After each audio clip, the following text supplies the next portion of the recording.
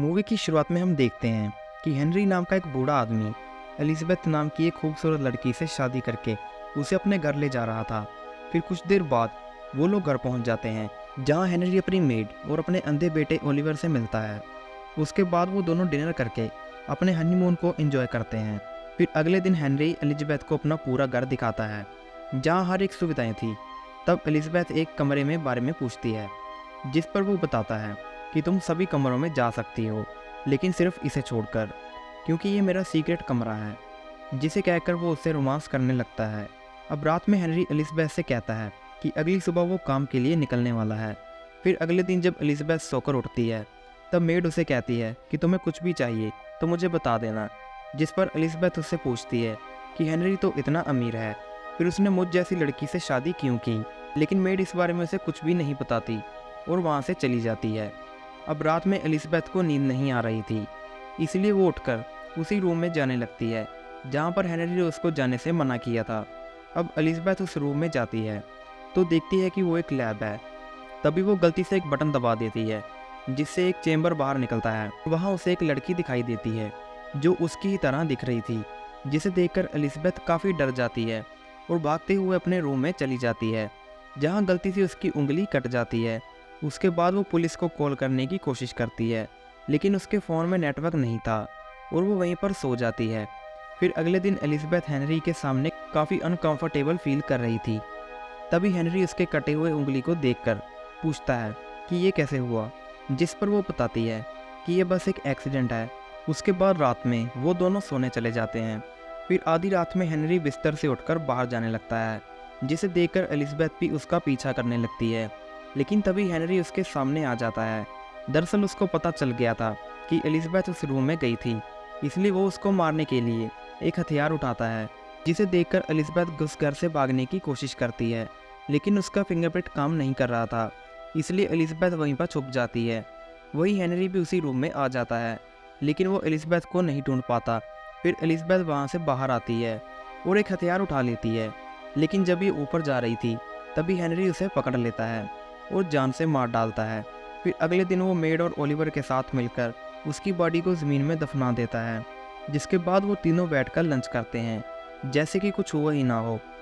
तभी made Henry को भी ये सब छोड़ने के लिए कहती है, क्योंकि उसे ये सब ठीक नहीं लग रहा था। फिर कुछ दिन बाद हम देखते हैं कि हेनरी एलिज़ाबेथ के दूसरे क्लोन के साथ शादी करके उसे वैसे ही घर में ले जाता है जैसे कि पहले हुआ था। पहले की तरह ही हेनरी एलिज़ाबेथ को मेड और ओलिवर से मिलवाता है और उसे अपना पूरा घर दिखाता है, और साथ ही उसी रूम में जाने से मना करता है जहां उसने पहले एलिज़ाबेथ को जाने से मना किया था। उसके बाद वो दोनों साथ में डिनर करते हैं, फिर रूम में जाकर इंटीमेट भी होते हैं। और सोने से पहले हेनरी एलिज़ाबेथ से कहता है कि कल उसे काम पर जाना है। अब एलिज़ाबेथ को नींद आ रही थी, इसलिए वहाँ से उठकर किचन में जाने लगती है, जहाँ पर उसे मेड मिलती है। तब ये मेड हेनरी के बारे में पूछने लगती है, लेकिन मेड उसे कुछ भी नहीं बता पाती। इसके पहले हेनरी वहाँ पर आ जाता और एलिज़ाबेथ को अपने साथ रूम में ले जाता है। अगले दिन एलिज़ाबेथ घर पर अकेले बोर हो जाती है, इसलिए वो घूमते घूमते उसी रूम में चली जाती है जहाँ हेनरी ने उसे जाने के लिए मना किया था।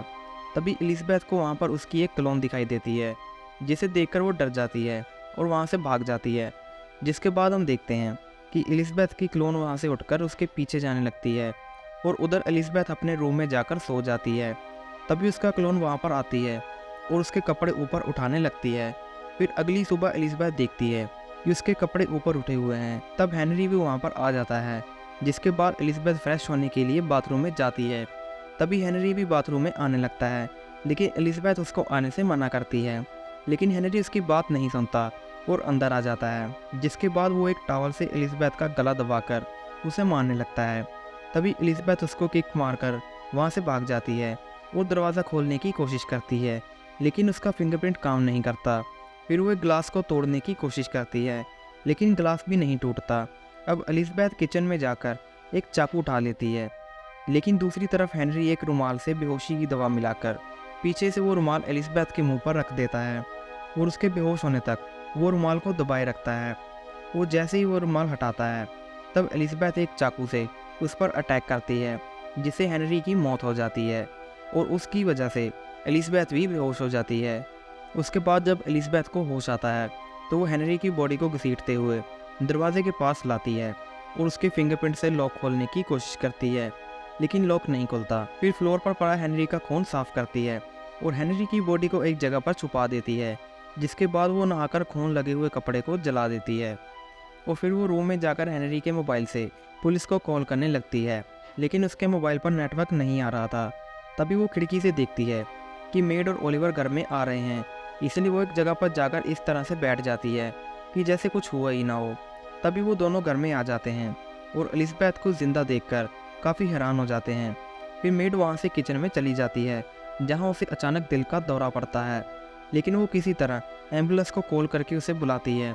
फिर कुछ देर बाद मेड को हॉस्पिटल में लाया जाता है और एलिज़ाबेथ भी वहाँ से निकलने लगती है, लेकिन तभी ओलिवर उसे रोकता है और कहता है कि अगर तुम यहाँ से बाहर गई तो तुम्हें पुलिस से कोई नहीं बचा सकता।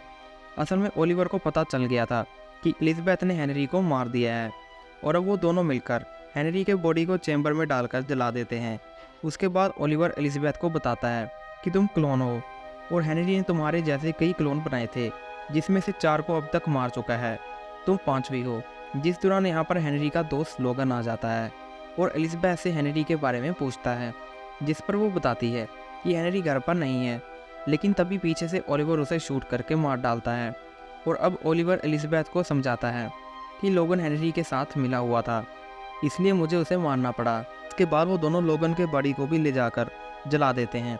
फिर ओलिवर एलिज़ाबेथ को एक डायरी देता है और उसे रूम में बंद कर देता है, जिससे एलिज़ाबेथ काफ़ी गुस्सा हो जाती है, लेकिन वो उस रूम से निकल नहीं पाती। अब एलिज़ाबेथ उस डायरी को पढ़ने लगती है। तब उसे पता चलता है 5 साल पहले हेनरी ने मेड को अपने घर पर बुलाया था और उसे सीक्रेट रूम में लाकर अपनी पत्नी एलिज़ाबेथ को दिखाया था। दरअसल एलिज़ाबेथ किसी बीमारी के कारण मर गई थी, जिसके बाद हेनरी को उसकी काफ़ी याद आने लगी थी, इसलिए उसने एलिज़ाबेथ के डीएनए से उसका क्लोन बनाने लगा। लेकिन वो क्लोन बेवजह ही मर रहे थे, इसलिए उसने मेड को बुलाया था, लेकिन मेड को ये सब ठीक नहीं लगता था। तभी हेनरी उसे पैसों का लालच देकर उसे मना लेता है। फिर 2 साल बाद मेड का एक्सपेरिमेंट कामयाब हो गया था। उन्होंने एलिज़ाबेथ के 6 क्लोन बनाए थे, जिसके बाद हेनरी उन्हें एक एक करके मारने लगा और अब तक वो 3 एलिज़ाबेथ को मार चुका था। फिर इसी दौरान हम देखते हैं कि मेड और हेनरी भी काफ़ी करीब आ चुके थे और दोनों इंटीमेट भी होते हैं, लेकिन कुछ दिन बाद उन दोनों का ब्रेकअप हो जाता है। उसके बाद मेड हेनरी से पूछती है कि आखिर तुम ये एक्सपेरिमेंट बार बार क्यों कर रहे हो, जिस पर हेनरी बताता है कि मैं अपनी वेडिंग नाइट को बार बार जीना चाहता हूँ, जिसे सुनकर मेड को काफ़ी अजीब लगता है। इसी दौरान हमें पता चलता है कि ओलिवर हेनरी का बेटा नहीं, बल्कि खुद हेनरी का एक क्लोन है, क्योंकि हेनरी जानता था कि वो बूढ़ा हो रहा है और वो किसी भी वक्त मर सकता है, इसलिए उसने अपना जवान क्लोन बनाया ताकि उसके मरने के बाद भी जवान हेनरी एलिज़ाबेथ के साथ रह सके। अब प्रेजेंट में हम देखते हैं कि ये सब जानकर एलिज़ाबेथ काफ़ी शॉक हो जाती है।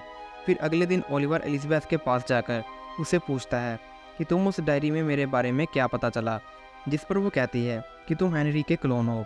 लेकिन ओलिवर हेनरी से नफरत करता था, क्योंकि हेनरी उसको अंधा कर दिया था ताकि वो उसके कंट्रोल में रह सके। जिसके बाद एलिज़ाबेथ अपने शरीर का इस्तेमाल करके उसे बहकाने की कोशिश करती है और ओलिवर भी उसके बहकावे में आ जाता है। तभी एलिज़ाबेथ उसको नीचे पटक देती है और उसका गला दबाकर दरवाजे का कोड पूछती है। लेकिन तभी वहाँ पर एलिज़ाबेथ का 6ठा क्लोन आ जाता है और वो 5वें क्लोन पर गन पॉइंट कर लेती है। तभी 5वां क्लोन ओलिवर को पकड़कर 6वें क्लोन को समझाने की कोशिश करती है। ओलिवर झूठ बोल रहा था, लेकिन 6वां क्लोन नहीं सुनती और गोली चला देती है, जो ओलिवर को जाकर लगती है, जिससे उसकी मौत हो जाती है। अब 5वां क्लोन दरवाज़ा खोलकर बाहर जाने लगती है, लेकिन तभी पीछे से 6वां क्लोन उसे गोली मार देती है। अब मरने से पहले एलिज़ाबेथ उसे उस डायरी पढ़ने को कहती है। जब आखिरी एलिज़ाबेथ उस डायरी को पढ़ती है तो उसे भी सब कुछ पता चल जाता है। जब वहाँ पर मेड भी ठीक होकर आ जाती है, इसके बाद एलिज़ाबेथ मेड को वो डायरी देकर वहाँ से आज़ाद होकर चली जाती है और इसी के साथ ही मूवी यहीं पर ख़त्म हो जाती है।